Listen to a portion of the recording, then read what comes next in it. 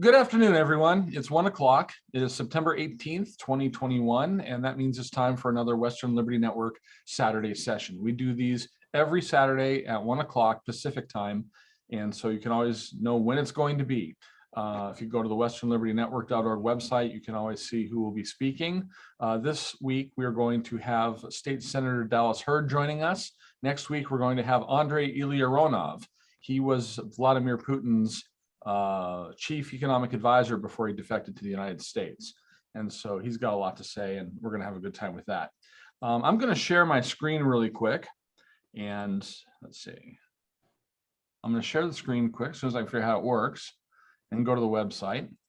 Western Liberty Network is a 501c3 organization. This is the homepage of our website, and there you can see Dallas giving a speech advertising the session that's taking place right now. This is the site where you can see what is going on and what has gone on. You can download all kinds of things. You can listen to past speeches. There's a lot you can do here. There's a lot of great content. And if you decide you want to look at our training materials, you just go to the training tab and you will see this page. This is the WLN Academy page and talks about our training. Here we've got a series of PDF files. These can be downloaded free of charge. They're not copyrighted. You're free to copy them, print them, send them out in email blasts, social media, whatever you want to do to sort of spread the word. These are a bunch of how-tos. They're designed to be provided with a live training session, but they do also stand on their own. If you want more visual video training, this is where the Saturday training sessions are. You'll be able to scroll down and you can pick the topic and the speaker that interests you. And we're getting close to a year of these Saturday sessions. And so we're slowly producing a pretty nice library of online training materials. We also provide live training on site. So if you have a group that can use training and grassroots activism, contact me and I'll make sure that either myself or one of our trainers gets out there. And if you decide that you really like what you see and want to help Western Liberty Network in its mission, you can go to the support tab and you can make a one-time contribution level or a monthly contribution level. We love the monthly ones. It gives us something that we can count on. And so we've got that going for us. Now, Western Liberty Network is a 501c3 organization. That means we are nonpartisan. We cannot and have not advocated for any candidate, political party, ballot measure, or legislation. We do, however, support limited government principles. And so one thing I always need to make clear at the beginning of all these calls is that any statements made by our guest or any of the participants are entirely their own and do not necessarily reflect the statement that Western Liberty Network would make. We've got a couple more people joining us here. It looks like we're gonna have a nice attendance level today, a good interaction between a lot of people and small enough so we can actually interact. And so Nicole is here, welcome. Mike is here, welcome. And so at this point, what I would like to do is turn it over to Senator Dallas Hurd. He's going to talk to us about the coming special legislative session, redistricting, but what he really wants to talk to us about is what grassroots activists need to do to be ready to be successful as they volunteer for the campaigns they care about in 2022. One final note, I want everyone to mark February 5th, February 5, down on their calendars. This is when we're going to have our annual conference. We've got an annual national conference. It'll be held this year at the Hilton Hotel in Vancouver, Washington. We will have some Washington personalities, but we don't have our national speakers confirmed yet, but we're looking at Kristi Noem, we're looking at Dan Crenshaw, we're talking with Candace Owens. We've always had a really good show, so we're gonna have another good one and a lot of good training material on February 5th. So with that, I'm going to turn the meeting over to State Senator Dallas Hurd and let him carry the ball. All right.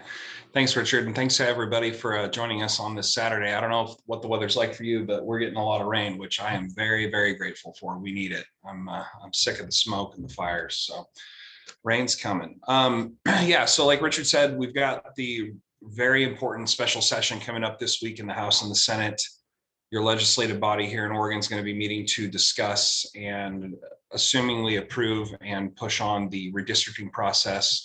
If you're not very familiar with redistricting, every 10 years when the federal census comes out, where we're finding what the population growths and shifts were, not only across the nation from state to state, but within the states, within the counties, the cities, and the regions where everybody lives, to just figure out what's the best places to have maps drawn and where those population centers have shifted and whatnot. So for instance, currently a House district is roughly 70,000 to 71,000 citizens, and then a Senate district is double that roughly. So you have 30 Senate, 60 House seats here in the state of Oregon.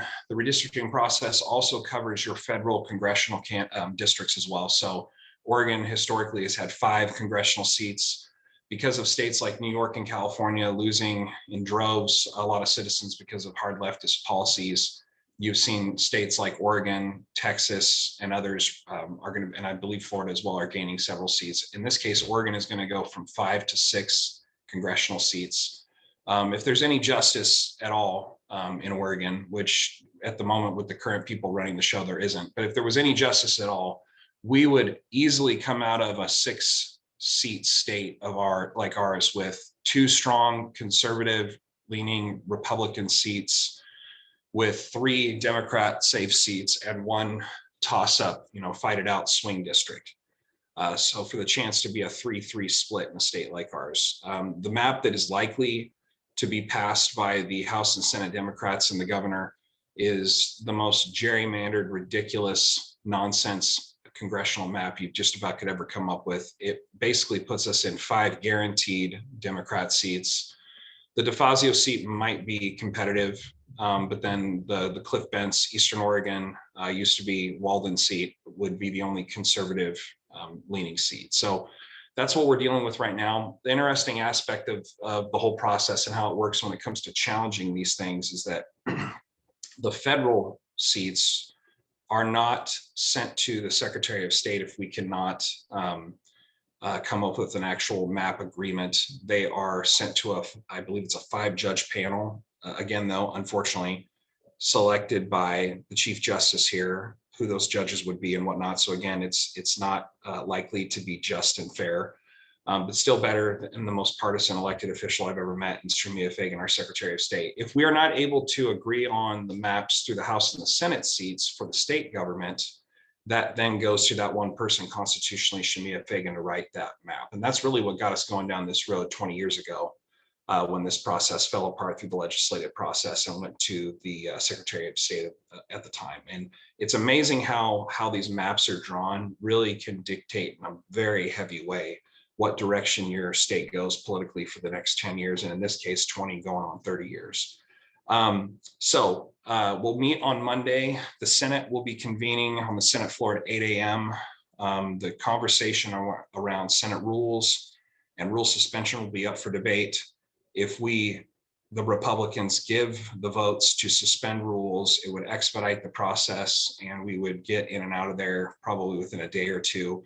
If we do not suspend the rules and make the Democrats read the bill and the literature that day and this week that is pertaining to redistricting, it could take us anywhere from 3 to 5 days to get through this.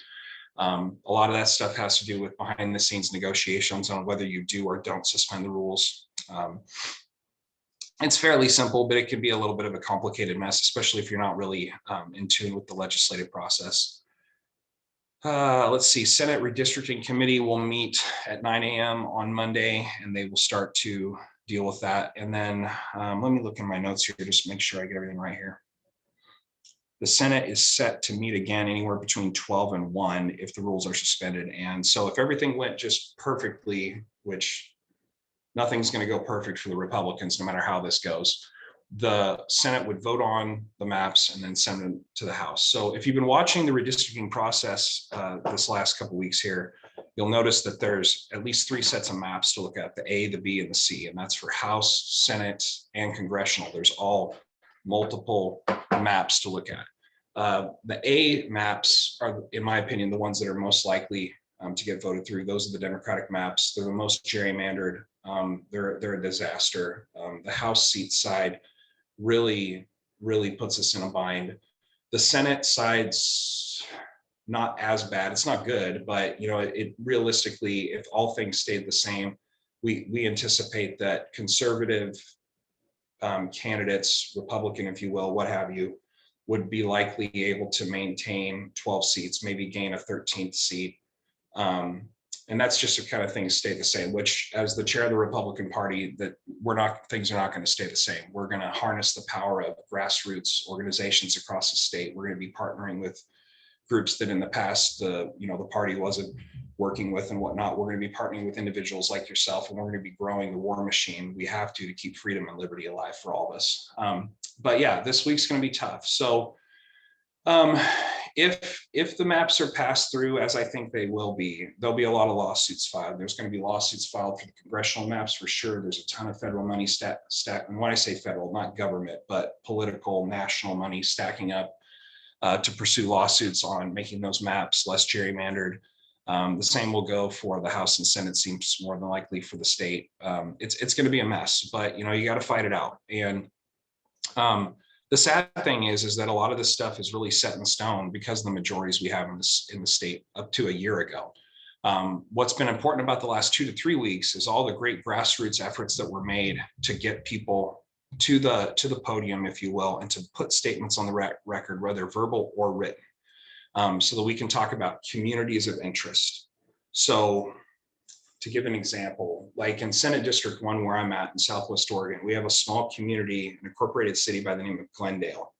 And then you have Little Azalea right next to it. And on a lot of the maps, they split Glendale and Azalea out of each other being in the same House district and Senate district, in this case, House districts. There's just no point in doing that. Azalea and Glendale are absolutely tied together. The kids from Azalea go to the school in Glendale. Everybody's shopping back and forth. They're basically the same community, just with 2 different names right next to each other. There's no reason to divide those up. And so that's where the gerrymandering thing comes from. Up in the Portland region, you see where they tie in a lot of House and Senate districts deep into deep blue, hard leftist territory within the inner city parts of Portland. And then they pull the districts out into the rural communities, bringing in huge swaths of rural conservative leaning citizens into those deep blue maps. And so they're always trying to tip the scale towards creating more and more hard left leaning maps.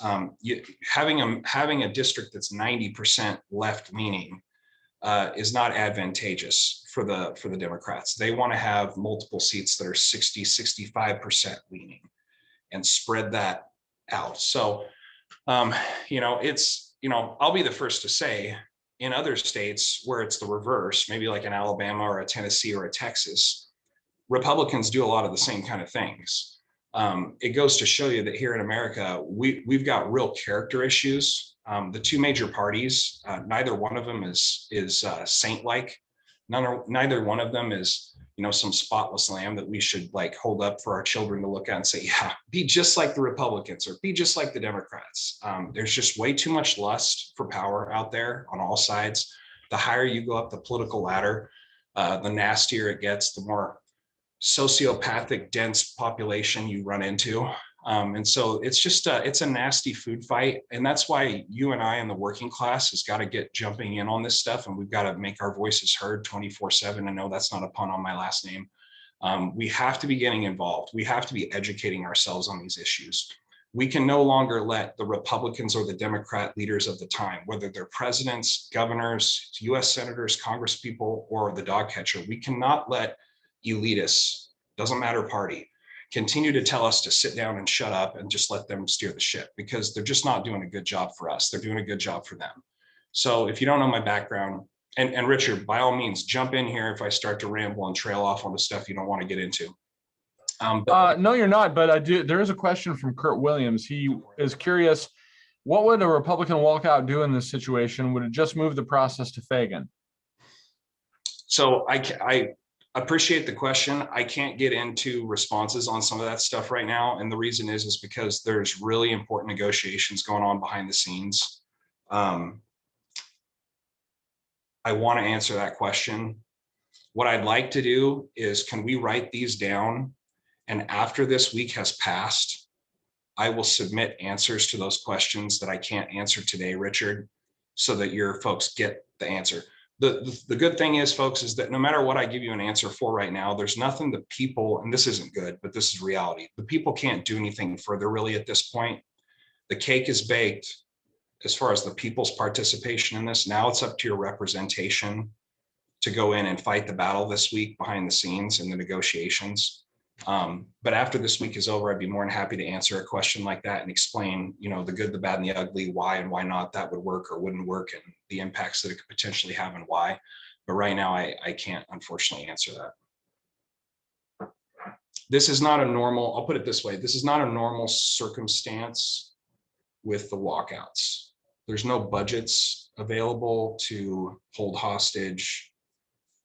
It's just a very different thing than a normal legislative session, but it is relevant and it is on the table.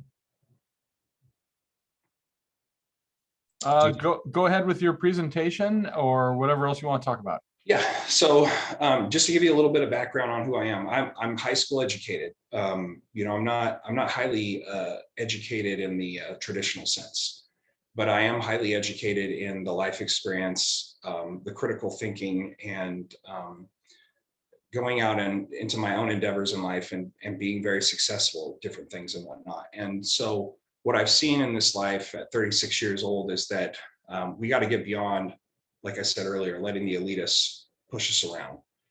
They hide in all sorts of different circles. They are very good at pretending to be something other than what they are, especially before they're elected to something. And the second they get into a position of elected power or control, all of a sudden the hearing aid goes off and they're just mute to what the people's pain and problems are. And so that's the kind of stuff I'm passionate to see change as a culture shift. My vision of the Republican Party is to make it the party of the working class, the party of God-fearing individuals. That doesn't mean you have to be a believer in Christ, but to be God-fearing to me is to believe in a certain moral code that is non-shifting. There's right and there's wrong. Murder is wrong. Stealing is wrong. Assaulting people is wrong. Forcing others against their will is wrong. This whole mess we're experiencing right now with COVID-19 and just the confusion that is happening, it's the elitists versus the rest of us. And like I said, they hide in all parties, all circles. It's concerning stuff. And so we got to get back to being critical thinking, freedom, liberty, first, last, always type individuals. We don't compromise on our rights. We don't compromise on our neighbors' rights. We're the kind of people that stand up for the children that have no face, no name. That's what's important. Going back to faith, Christ absolutely expects us to serve him and the Father first, our families and our communities second, and ourselves never. You can't be last. You have to be never. And that is unheard of, in my opinion, when it comes to the kind of men and women that are representing us on the national or statewide level. We need more servants. We need more men and women that actually don't want to do this stuff, that hate this stuff, but understand, just like war, sometimes you have to go out and fight because it's necessary, not because it's going to be fun, and it's not because it's something you want to do. We need people that don't want to do this. As weird as that sounds, that's the way it's got to be. We got to quit letting the sociopaths have their way with us. I would consider myself, and I think anybody that knows me personally would agree, I am not someone that likes doing this stuff. I don't have fun doing it. It's just endless work, endless pain, endless criticism. But I know I'm doing what I'm supposed to do. But every single day I want to quit. And that's why that's what I'm getting at is what everybody who I think is the right kind of people ultimately has been the reason why they haven't been getting involved. They don't want to see their name in the paper. The right kind of people don't want the limelight. They don't want power because the pain and responsibility that comes with it. They don't want, all that kind of stuff. But at the end of the day, that's why it's got to be you that steps up and does it. And if it's not going to be you, then you got to be going out and recruiting somebody that's like that, who's got the right age to have the energy to go do it, has the right background, right? Like, we have to be recruiters of the warriors of freedom and liberty. We can't wait for the rich and the powerful to do it for us, because they're out there finding more people like themselves. They're looking for people that are going to go along to get along. They're going to turn a blind eye to corrupt, if not unlawful, at least unethical behavior. I see it all the time in Salem. Republican, Democrat, there's really little difference there. There's some good people, but there's not enough that are actually courageous enough and honest enough to fight the good fight for you and expose this evil. And it's really tough to kind of be on my own in that regard. When you're the only one ringing the alarm bell and holding up this stuff saying there's something really wrong, it's very easy for the evil out there to just make an individual like me out to be extreme or off my rocker or whatever they come up for the insult of the day. You need 2, 3, 4, 5, 6 people standing together saying, we got a big problem here. It's got to be addressed. So instead of continuing to ramble, because I could go on for days, as you can probably tell, I'd like more interaction with you guys, if you could do that for me. Yeah, I think that's a good idea.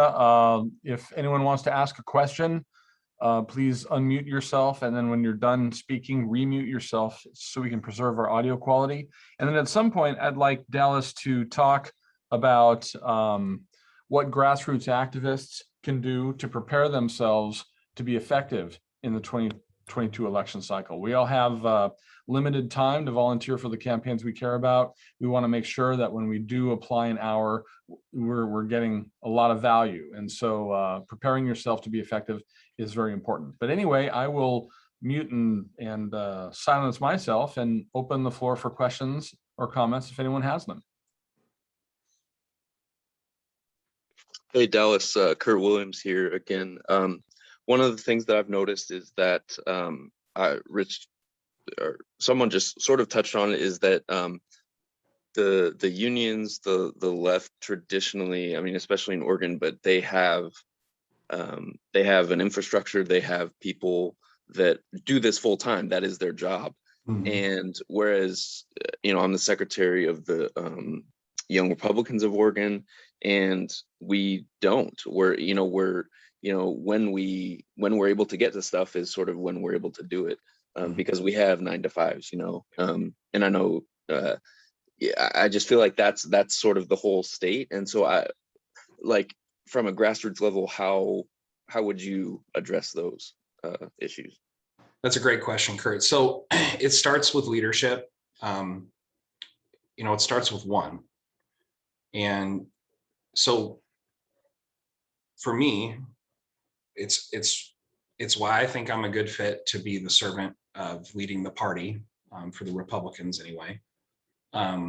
Because when you have no money, you have no organization, you have no infrastructure, you have no tools, you have limited human resources and whatnot. It takes a street fighter. It takes somebody who's a survivor, to kind of prime the pump and get that thing up and going, right? That catalyst that gets that spark going, that gets that forest fire going. So we're doing what needs to be done right here and now. With our new administration, we have incredible men and women at the ORP, and we're getting more every day that are volunteers right now. That is not our long-term goal to stay purely volunteer. I've had a big belly laugh on the inside when I've heard some people that have been around this particular organization for many, many years, if not a decade or two, scream at me about, the idea of hiring a full-time paid executive director to help us run this organization on a professional level. And it just goes to show you that there's interesting people out there that just don't get how things have to be. You guys get how things have to be. And so the long and the short is right now we've got, $80,000 to $100,000 in the bank at the ORP, which historically speaking is actually significantly better than it's been. There's been times over the last 10 years where they're actually severely in debt. We are already on the verge of hiring for the first time in many, many years, an executive director who will be paid. Mr. Larry Morgan is our executive director, and he will be the one that is getting paid. We're getting transfers of $5,000 a month now from the national party, the RNC. I believe that's the first time that's ever happened with the party. We just got done filling out our paperwork and providing our first stage plan for what they call the GROW program. So the previous administration in 4 years failed to ever get to that point. We did it in a few months. And our team is picking up speed every passing week. And so we're only going to get better and better, faster and faster at checking these boxes because we're bringing in incredible people. The key to building a great organization is the person that's running it at the top really you can't afford to have someone who has an ego, who's insecure. I'm not the greatest of everything. I recognize that. And I recognize that there are people out there that are much more talented than I am in certain areas and whatnot.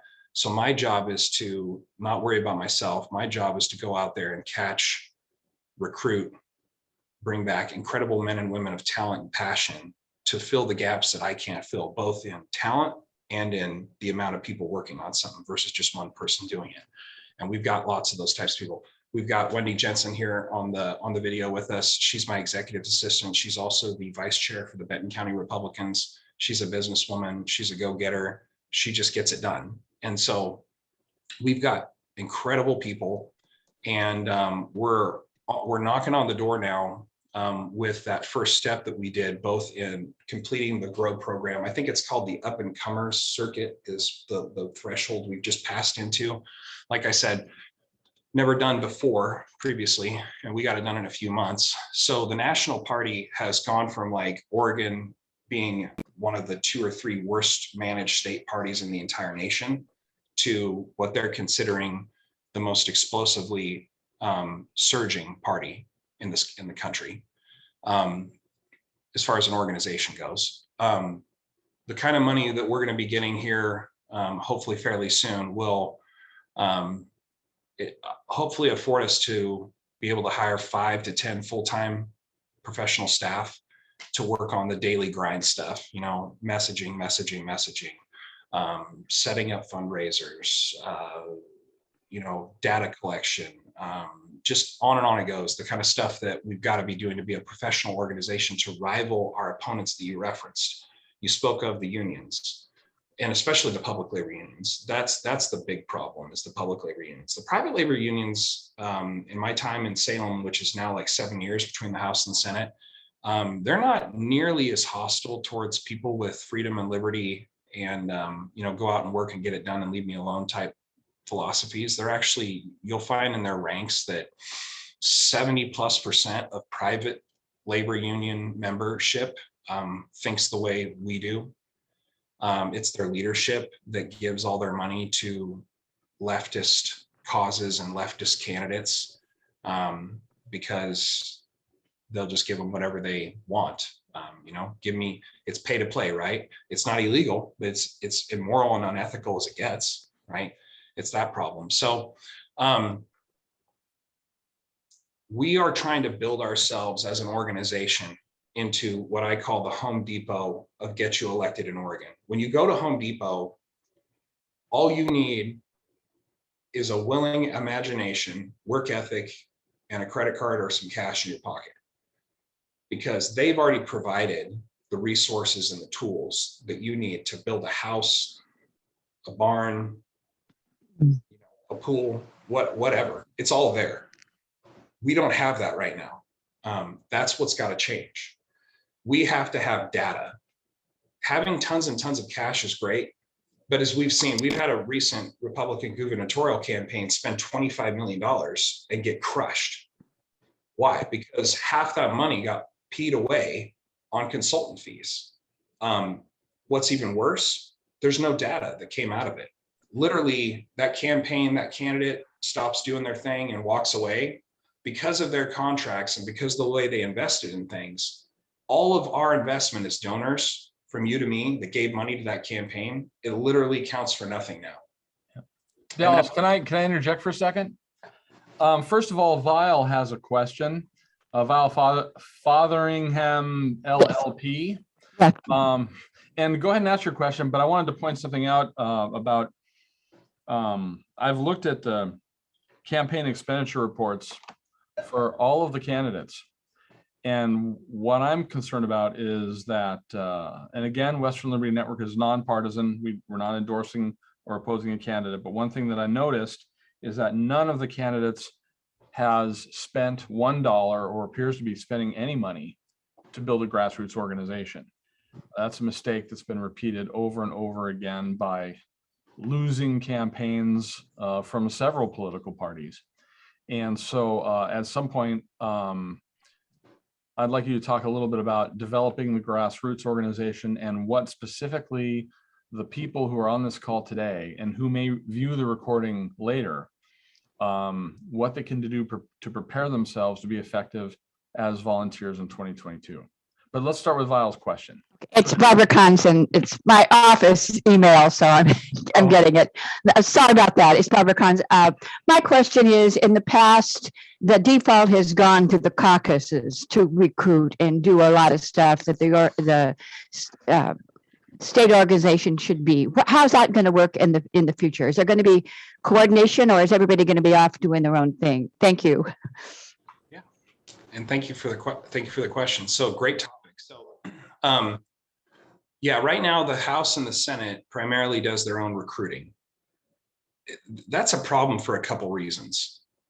One, the caucus leaders at the time, they're going to go out and recruit people that fit their ideology, not necessarily the district. They're going to go out and recruit people. They're going to vote for them to stay in leadership. That's not what should be motivating recruitment. What should be motivating recruitment is, does this candidate fit the communities of interest that he or she is going to represent? And assuming, for me, they've always got to be somebody. I don't care if they're in Portland. They've got to be somebody for me to support, to get behind. They've got to be somebody that actually believes in freedom and liberty for all people. They can think whatever they want about individual issues, as long as they recognize there's a fence between me and them, and they're not going to breach it.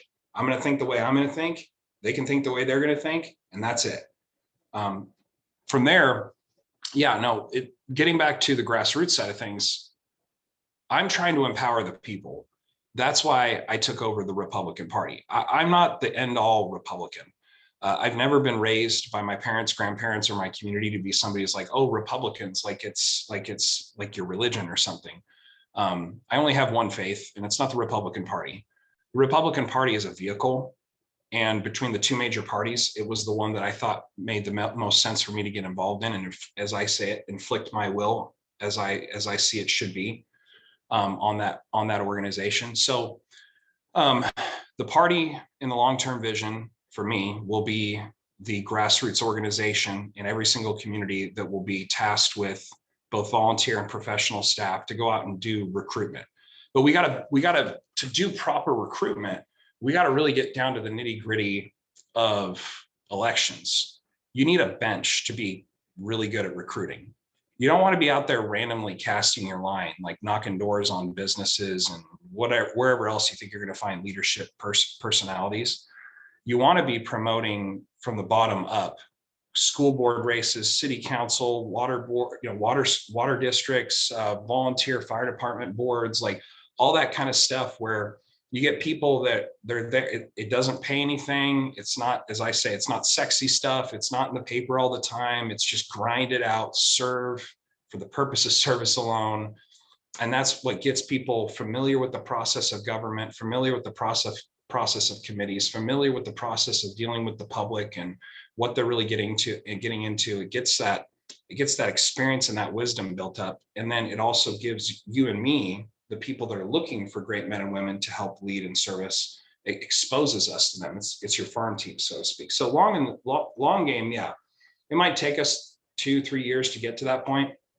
But yeah, it's definitely my hope that the grassroots side will start being the actual recruiters. The other thing about not having the House and the Senate members be the ones recruiting is that they've got enough to do. I mean, it's a living hell to be a legislator if you're really doing the job right. It's 60, 70 hours a week. I mean, it can be literally endless hours a week if you want to. There's that much work to do, as you can imagine, when you're serving 141,000 people.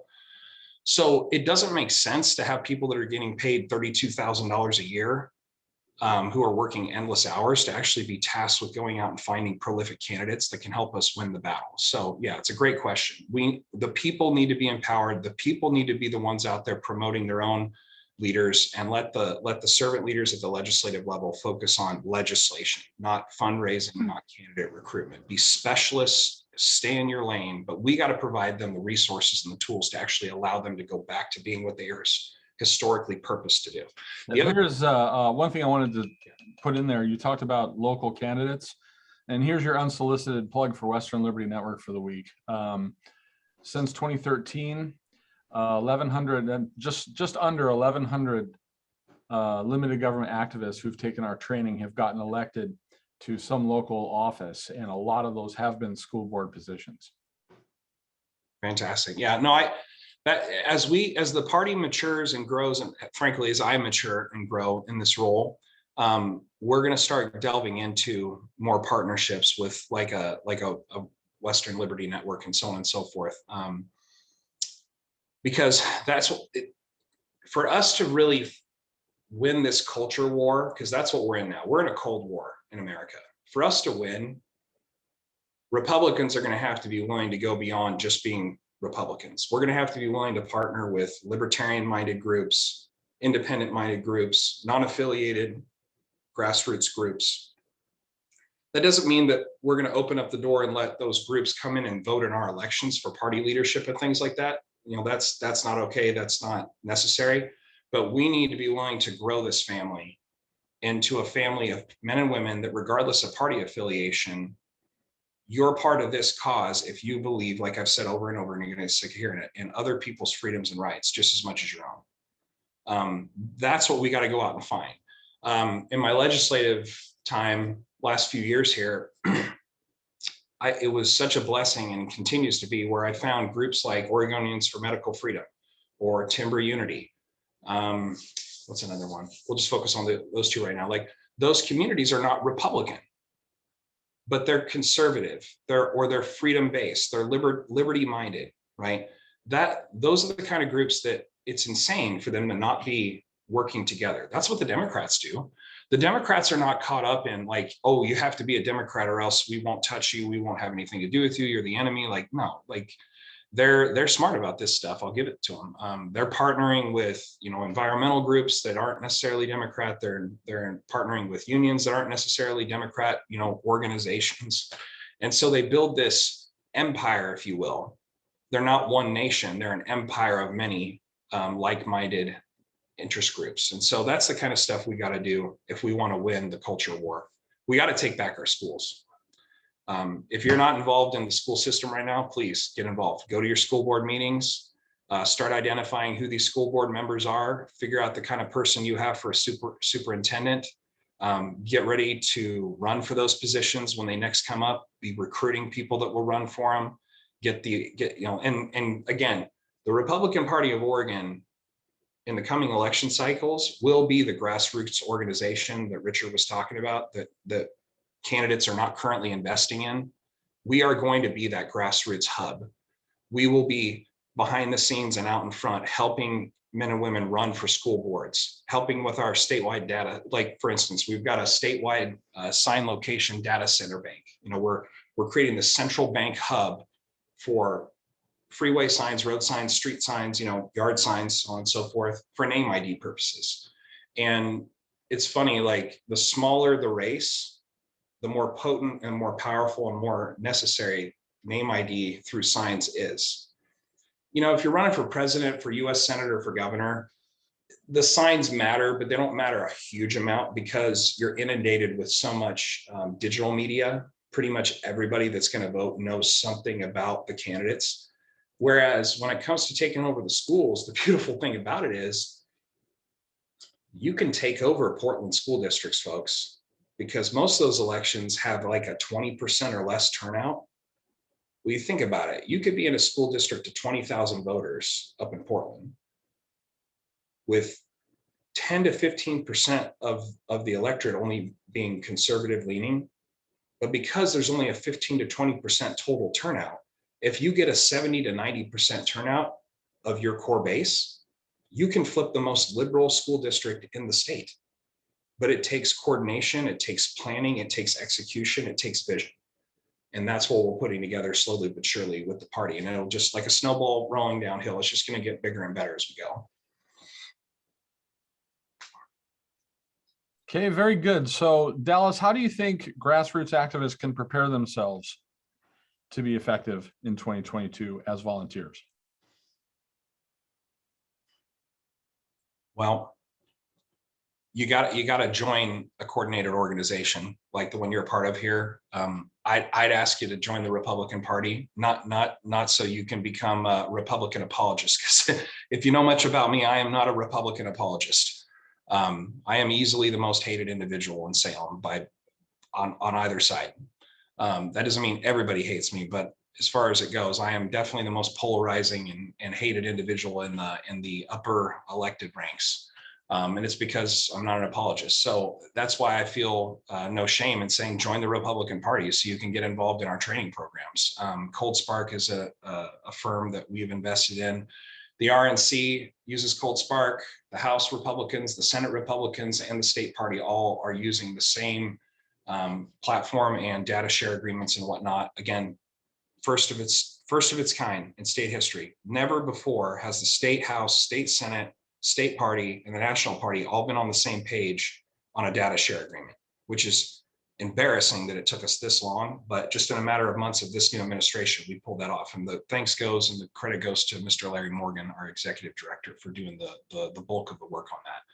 But the training that's going to be happening with the Republican Party is critical to helping grassroots individuals actually know how to be effective. Just going and knocking doors randomly is not effective. One, you don't know whose door you're knocking on, and it becomes very discouraging. I'm speaking from experience. It becomes very discouraging when you just get hit one after the other with negative, rude, hostile people. You want to make sure that if you're going to dive into this, which we all have to, that you go out there and you do things in a way that fits your personality well, that you don't burn out, that you don't get scared off, that you don't take off more than you can chew. But most importantly, that you're doing things that count. So that's where an organization like ours is so critical to help in that, because we're going to have information to show you where you can put up signs, where we've already got pre-approved sites. We'll have information on who are the right doors to knock. We've identified a person as being Republican or Libertarian or not affiliated on registration. But beyond that, we've focused in and we know that they're soft on Trump, strong on George Bush, hate Hillary Clinton, love the NRA. They're kind of lukewarm on right to life or whatever, and they're such and such on gay marriage. That's called voter ID. You got to understand who the electorate is so you actually know who to go talk to and what issues you need to talk to them about. You never go, I will never endorse misleading the electorate. That's just not okay. Lying, deceiving, that's what Satan does. And we're not going to do that. But that doesn't mean that you can't focus on the strong common parallels of interest or beliefs that about someone. It's obnoxious to approach a person, and I think everybody on here would agree with me. It would be obnoxious for an individual to go around and purposely talk about things to another individual that they know they're going to have conflict on. That would be irrational. So if I know my neighbor is non-affiliated, but I know 5 or 6 different things about him or her that are really important to them, they may disagree with me on 2 or 3 major issues, but 5 out of 7 they agree with me on. I need to go, if I'm a candidate, or a grassroots individual, I need to talk to them about those issues. I need to text them, I need to email them, I need to send them pre-recorded messages and calls from the campaigns and whatnot. Those are all the kind of things that you can get involved in through the kind of grassroots organization we're building so you can be effective. We'll have info where you'll be able to just speed dial voters that have not turned in their ballots. We'll have active lists showing through the county clerk's offices, Jane Doe on Wall Street in Bend, Oregon has not turned in her ballot yet, and there's 2 weeks left before election day. And we need to call her and talk to her about her property tax interests that our candidate or candidates agree with her on, and encourage her to not only vote, but to vote for our candidates. Those are the kind of tools that are building that you as grassroots powerhouse individuals can have a massive impact on the future of where Oregon's going. I want to give you a little bit of sunshine though, to to have a good weekend with. The Democrats are strong. They have a ton of money, way more money than we do right now. All right.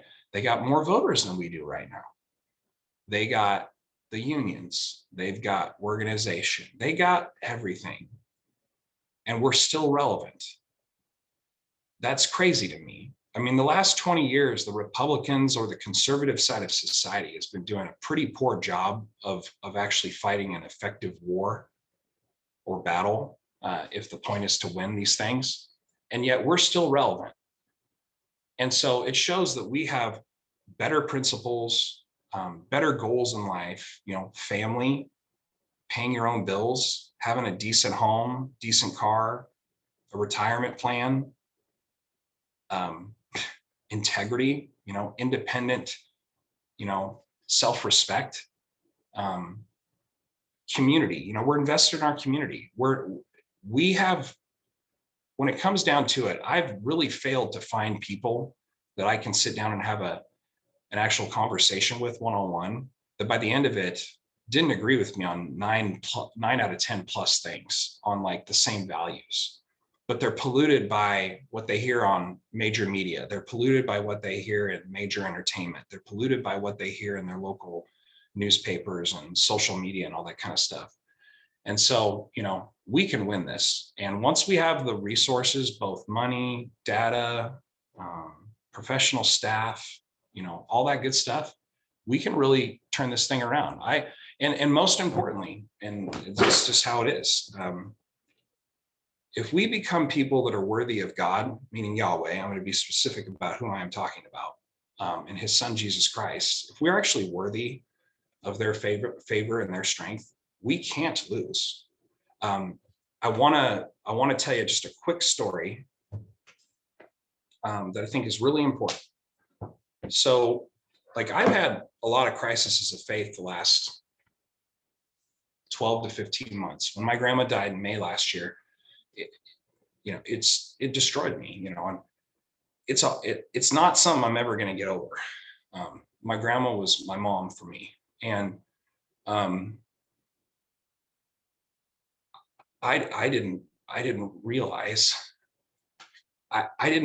how much of a stabilizing force she was for me in the faith side of things, because grandma was an angel.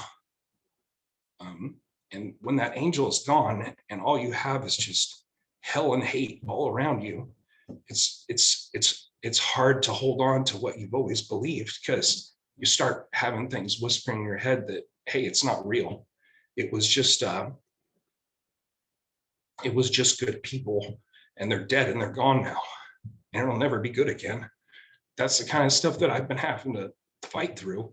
But the good thing about getting through all that is that I think the Lord has used it to make me search really hard for the truth instead of what somebody always told me was the truth.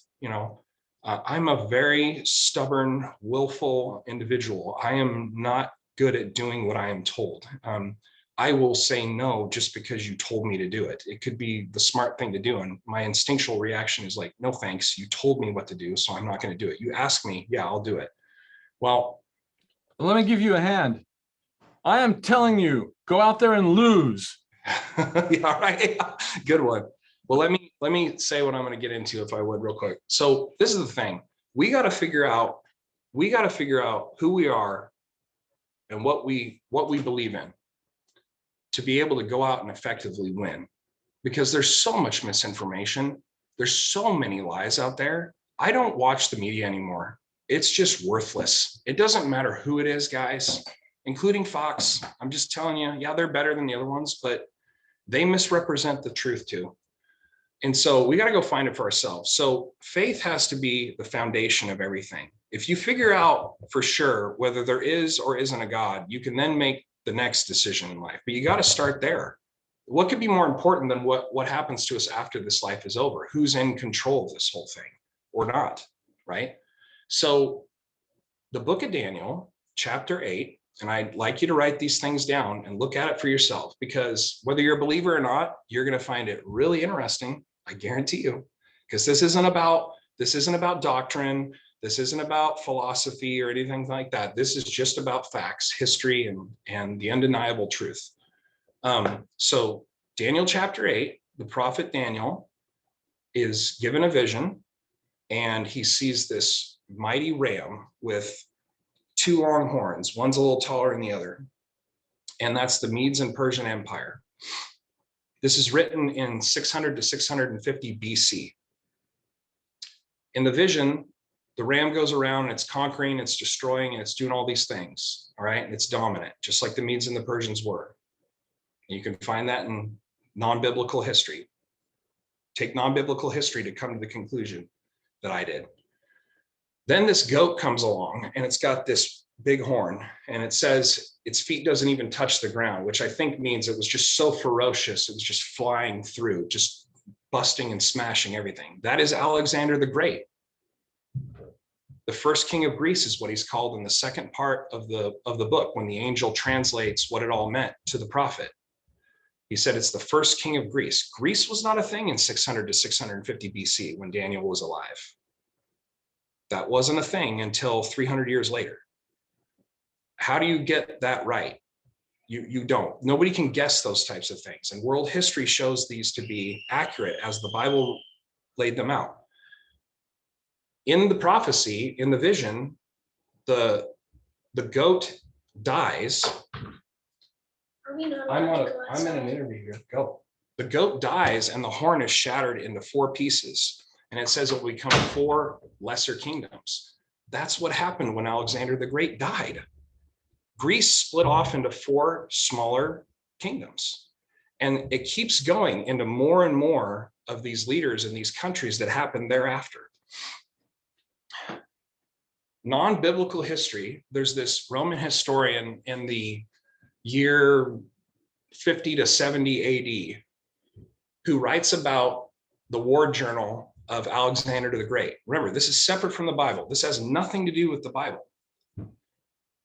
So history shows from 50 to 70 AD by this Roman historian who wrote it in that time period. He talks about how Alexander the Great, while he was conquering and smashing everything, had a vision that he was going to, well, I'll get to that next. He has this vision at this one battle. Then they go to Jerusalem, who doesn't really seem to have much of an army as I read it at that time. And they were siding with the Medes and the Persians. So they're on his extermination list by any definition of logic he was using with everybody else. He gets to Jerusalem in this historical record. He comes to the gate. The high priest of Jerusalem comes out to the gate and meets him in all of his garments and whatnot. And Alexander, in this historical record, gets off his horse and bows down to this guy, which is not something Alexander the Great does to anyone.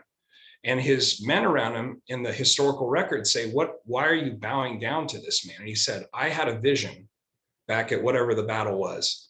And I saw this man in these clothes, and he's going to tell me some prophecy or whatever, however it's written. The priest takes Alexander the Great into Jerusalem, into the temple, shows him the ancient scroll of the book of Daniel, and shows him he is the goat. It says right here, you're the goat, you are the first king of Greece. Here you are.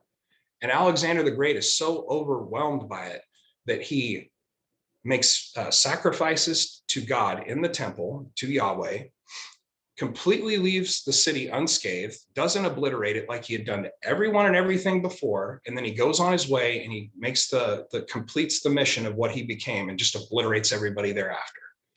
So my point in that is that one, you can't guess those things. Prophecy like that can't be a guess. It has to be supernatural, and world history shows it to be accurate. The Dead Sea Scrolls that were found in 1947 have parts of the book of Daniel in it. They've been carbon dated by all the scientific community and confirmed to be, depending on the books, the book of Daniel that they found in some of the ancient scrolls, they're transcripts, they're not the original, but they estimate them to be about 400 years old. That's 50 years before Alexander the Great was born.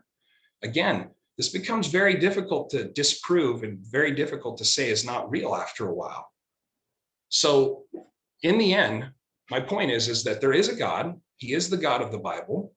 History shows that over and over, and we could talk for days about other historical facts that I could bring up to you that are prophecy, cross-referenced and whatnot. But the point I'm making to you is that they didn't need an army. They had God's favor, the city of Jerusalem and those people at the time, and he delivered them from an overwhelming enemy that destroyed everyone before and after them. But he delivered them. You and I are expected to go out and be honest, be people of integrity, be people that serve, be people that work hard. We do the smart things, we develop strategy, we get our resources going and everything. And if you combine that with the most important ingredient, which is serving the Most High and doing things for him, you can't lose. And if we can save Oregon, we can save America, and that will save the world.